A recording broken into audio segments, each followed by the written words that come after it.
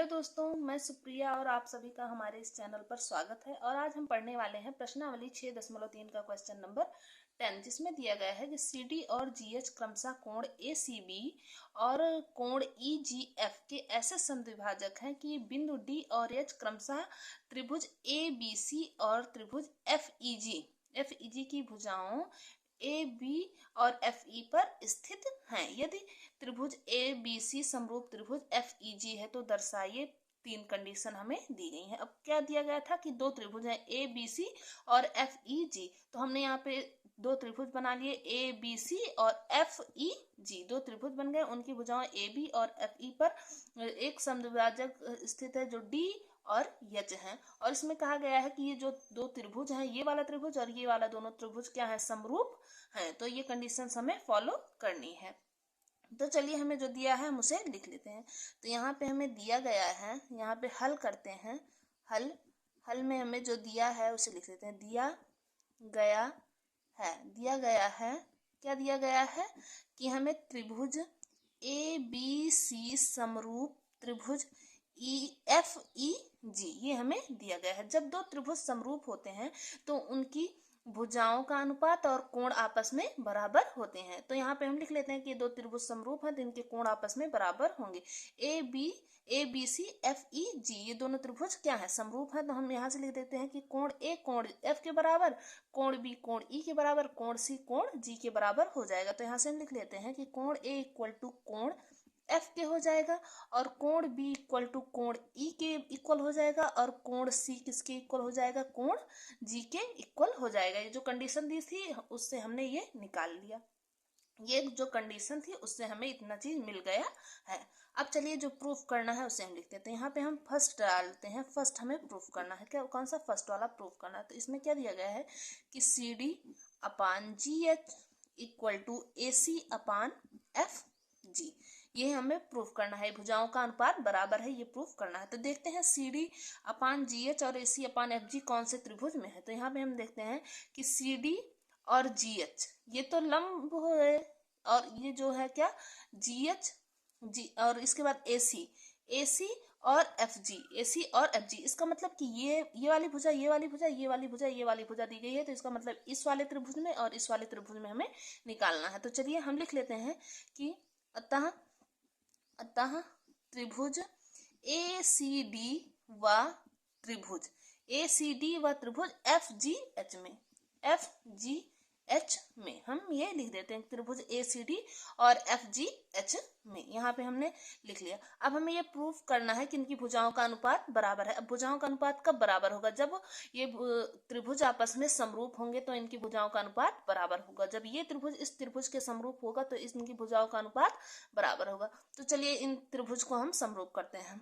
हमने लिख लिया कि त्रिभुज ACD व त्रिभुज FGH में समरूप कब होगा, जब इनके कोण आपस में बराबर होंगे। तो देखते हैं कि यहाँ पे भी ये 90 अंश का, इधर 90 तो इधर भी 90 अंश का, ये 90 अंश का है, ये समकोण बना रहे हैं। तो इसको हम क्या दिखा सकते हैं कि कोण D बराबर कोण H। अतः हम लिख सकते हैं कोण D बराबर कोण H। क्यों है, क्योंकि ये समकोण है। यहाँ पे हम लिख देते हैं कि समकोण है, कोण D कोण H के बराबर है। एक कोण हमें मिल गया। अब यहाँ पे देखते हैं कि कोण A कोण F के इक्वल था। तो यहाँ लिख सकते हैं कोण A इक्वल टू कोण F। क्यों है, क्योंकि ये हमें दिया गया है। कोण A इक्वल टू, तो यहाँ पे लिख देते हैं कि दिया गया है। अब 2 कोण बराबर हो गए, इसका मतलब तीसरा कोण अपने आप बराबर हो जाएगा। या इसको हम और भी लिख सकते हैं। इसको कोण 1 मान लेते हैं, इसको कोण 2 मान लेते हैं, यहाँ पे 3 मान लेते हैं, इसको कोण 4 मान लेते हैं। अभी देखिए, तीसरा भी हम प्रूफ कर देते हैं। कैसे है कि ये हाफ हो गया है। तो यहाँ पे हम लिख देते हैं, हमें पता है कि कोण C बराबर कोण G, हमें पता है कि कोण C बराबर कोण G, ये हमें पता है, ये दिया गया था। अगर हम इस कोण का हाफ कर देंगे, आधा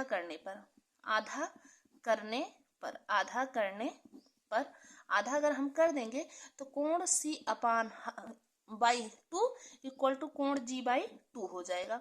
कोण C बाई 2 कोण G बाई 2, इन दोनों का इसका आधा, इसका आधा, इसका आधा, इसका आधा। अगर कोण इस वाले त्रिभुज के लिए लेंगे तो कोण 1 बराबर कोण 3 के हो जाएगा, क्योंकि ये इसके बराबर है तो ये वाला पार्ट इसके बराबर हो जाएगा। तो यहाँ पे हम लिख सकते हैं कोण 1 बराबर कोण 3। तो ये हमें ये भी दिया गया था, इसे हम लिख भी सकते हैं नहीं भी लिख सकते, क्योंकि दो चीजें जब हमने प्रूफ कर दी है तो तीसरी का कोई मतलब नहीं है, और लिख भी सकते हैं। अतः हमें मिल गया कि कोण कोण कोण, तीन चीज हमने प्रूफ कर दी, ये प्रूफ किया, ये प्रूफ किया, ये प्रूफ किया। अतः हम लिख सकते हैं कि एंगल एंगल एंगल, कोण कोण, समरूपता कसौटी से, समरूपता कसौटी कसौटी से प्रूफ कर दिया कि क्या है, ये त्रिभुज ACD और FGH त्रिभुज कोण कोण समरूपता कसौटी से त्रिभुज ACD समरूप त्रिभुज है किसके, FGH के समरूप है। हमने ये प्रूफ कर दिया। अब जब समरूप हो गया तो क्या हो जाएगा, इनकी भुजाओं का अनुपात बराबर हो जाएगा। तो हम यहाँ पे लिख देते हैं कि जब दो त्रिभुज समरूप होते हैं, समरूप होते हैं तो उनकी भुजाओं का अनुपात, भुजाओं का अनुपात बराबर होता है, अनुपात बराबर होता है, बराबर होता है। ये हमें पता है कि जब दो त्रिभुज समरूप होते हैं तो उनकी भुजाओं का अनुपात भी बराबर होता है। तो अब हम देखिए यहाँ पे ये वाला त्रिभुज था, ये वाला त्रिभुज था। अब इसमें हमारी AC भुजा FG के इक्वल हो जाएगी, AC अपान FG, और CD अपान GH और AD अपान FH, इसको हम लिख देते हैं। तो चलिए यहाँ पे हम लिख देते हैं कि क्या हो जाएगा, AC upon FG, AC upon FG, और लिख देंगे क्या, CD अपान GH, फिर क्या लिख देंगे, फिर लिख देंगे AD अपान FH। ये हमें तीनों भुजाएं मिल गई। लेकिन हमें जो प्रूफ करना था, हमें प्रूफ करना था दो भुजाएं, CD अपान GH और AC अपान FG। तो हमें AC upon FG CD upon GH मिल गया है। तो अतः इसको हम फिर से लिख सकते हैं, अतः जो प्रूफ करना था CD upon GH equal to AC upon FG, ये प्रूफ हो गया। हमें जो प्रूफ करना था वो प्रूफ हो गया पहला। अब दूसरी कंडीशन हम प्रूफ करते हैं। तो चलिए यहाँ पे दूसरी वाली कंडीशन हम प्रूफ करते हैं। दूसरी वाली क्या दी गई थी कि त्रिभुज DCB समरूप त्रिभुज HGE, ये हमें प्रूफ करना है कि DCB और HGE हमें समरूप दिखाना है। तो यहाँ पे हम अतः लिख लेते हैं, अतः त्रिभुज DCB व त्रिभुज HGE में, इसको हम लिख लेते हैं। अब DCB और HG में हमें क्या मिल रहा है कि कोण D बराबर कोण H, कोण D बराबर कोण H, क्योंकि क्यों बराबर है, क्योंकि ये समकोण है। तो ये समकोण है, ये हमें मिल गया। अब कोण B बराबर कोण E, कोण B बराबर कोण E, क्योंकि ये हमें पहले से दिया गया था। ये देखिए कोण B बराबर कोण E, क्योंकि दिया गया है। जब दो कोण हमने प्रूफ कर लिए कि ये कोण इस कोण के बराबर है, ये दोनों कोण आपस में बराबर है, तो तीसरा कोण भी बराबर हो गया। और हमने यहाँ पे करके भी देख लिया था कि कोण C बराबर कोण G। अब जहाँ पे C/2 के लिए कोण 1 बराबर कोण 3 किया गया था, वहां पे कोण 2 बराबर कोण 4 कर देंगे। तो अतः कोण 2 बराबर कोण 4, हम इसको लिख भी सकते हैं नहीं भी लिख सकते हैं, ये हो जाएगा अपने आप ही इक्वल हो जाएगा। अतः एंगल एंगल एंगल समरूपता कसौटी से, समरूपता कसौटी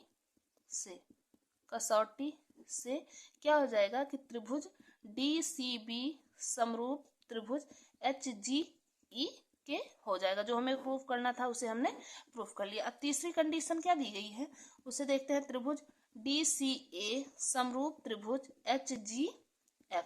तो DCA कहाँ है, DCA और DCA और HGF। तो अभी हमने ये वाला त्रिभुज प्रूफ किया ना, बस हमने लिखा था कि यहाँ पे ACD और FGH, तो यहाँ पे हम DCA कर देंगे, HGE सेम यही प्रोसेस करके इसको हम प्रूफ कर देंगे। ये आपके लिए होमवर्क का सवाल है, ये आपके लिए होमवर्क है। आइए अब हम पढ़ते हैं क्वेश्चन नंबर 11। दिया गया है कि आकृति 6.40, ये हमारी आकृति 6.40 है, जिसमें AB इक्वल टू AC है। AB भुजा AC के इक्वल है वाले एक समद्विबाहु त्रिभुज में ABC की बढ़ाई गई भुजा CB पर स्थित E एक बिंदु है। यदि AD लंब BC, क्या है, AD लंब BC पर है और EF लंब AC पर है, तो सिद्ध कीजिए कि त्रिभुज ABD समरूप ECF है कि नहीं, ये हमें प्रूफ करना है। तो जो दिया गया है पहले उसे लिख लेते हैं। दिया गया है, क्या दिया गया है, दिया गया है कि ए बी इक्वल टू ए सी है, ए बी इक्वल ए सी है, और दिया गया है ए डी लंब बी सी है, और ई एफ जो है वो लंब किस पर है, ए सी पर लंब है। ये हमें दिया गया है। प्रूफ क्या करना है, तो सिद्ध करना है, उसे भी हम लिख लेते हैं। सिद्ध करना है, क्या सिद्ध करना है कि त्रिभुज ए बी डी समरूप त्रिभुज ई सी एफ है या नहीं, ये हमें प्रूफ करना है। तो चलिए इसको हम प्रूफ करते हैं। तो यहाँ से हम हल करते हैं यहाँ पे। अब देखिए जो प्रूफ करना है क्या, ए बी डी और ई सी एफ हमें प्रूफ करना है। तो हम यही ले लेते हैं, कौन सा त्रिभुज लेते हैं कि त्रिभुज ए बी डी व त्रिभुज ई सी एफ में त्रिभुज ए बी डी ये वाला त्रिभुज और ई सी एफ इस वाले त्रिभुज को समरूप दिखाना है, तो यही वाला हम त्रिभुज ले लेते हैं। अब यहाँ पे हमें क्या दिखाई दे रहा है कि कोण डी इस वाले त्रिभुज के लिए, ए बी डी के लिए कोण डी, और इस वाले त्रिभुज के लिए कोण एफ, ये वाला कोण, ये क्या है, ये समकोण है, क्योंकि लंब है, लंब होता है तो क्या होता है, 90 अंश का कोण बनाता है। तो कोण डी बराबर कोण एफ, यहाँ पे लिख देंगे कोण डी बराबर कोण एफ, क्योंकि ये समकोण है, समकोण है। जब किसी त्रिभुज की किसी भुजा पर लंब पड़ता है तो वहां पे 90 डिग्री का कोण बनता है। यहाँ पे लंब डाला गया, यहाँ पे 90 अंश का कोण, यहाँ पे लंब डाला गया तो यहाँ पे भी 90 अंश का कोण बनेगा। तो ये 90 अंश, ये 90 अंश, इसका मतलब ये दोनों भुजाएं आपस में बराबर हैं। अब एक कंडीशन इसमें और दी गई है कि ए बी भुजा ए सी के बराबर, ये भुजा ये इस भुजा के बराबर है। जब दो भुजाएं आपस में बराबर होती हैं, अगर दो भुजाएं आपस में बराबर हैं, ये भुजा इस भुजा के बराबर है, तो इनके इस भुजा के सामने का कोण और इस भुजा के सामने का कोण आपस में बराबर होता है। तो कोण बी बराबर कोण सी हो जाएगा। अब देखिए कोण बी किस वाले त्रिभुज में मिल रहा है हमें, कोण बी मिल रहा है A B D. A B D में कौन सा कोण मिल रहा है, कोण बी, और इस वाले त्रिभुज में ई सी एफ में कोण सी मिल रहा है। तो इसका मतलब जितना कोण ये है उतना कोण ये है, तो इस वाले त्रिभुज के लिए कोण बी और इस वाले त्रिभुज के लिए कोण सी आपस में बराबर है। तो यहाँ पे हम लिख देंगे कोण बी बराबर कोण सी। यहाँ पे हमारा जो कोण बी है ये कोण सी के इक्वल है। क्यों है, क्योंकि ये बराबर भुजाओं के सम्मुख कोण है, ये बराबर भुजाओं के सम्मुख कोण है, भुजाओं के सम्मुख कोण है, सम्मुख कोण है। कोण यहाँ पे बी और सी को हमने इक्वल कर दिया। दो कोण हमारे आपस में बराबर हो गए। कौन कौन से, कोण डी और कोण एफ और कोण बी और कोण सी। इस वाले त्रिभुज के लिए बी डी और इस वाले त्रिभुज के लिए सी और एफ इक्वल हो गए। जब इन दोनों त्रिभुज में दो दो भुजाएं आपस में इक्वल हो गई तो तीसरा कोण अपने आप ही इक्वल हो जाता है। ये नियम हमने पढ़ा है।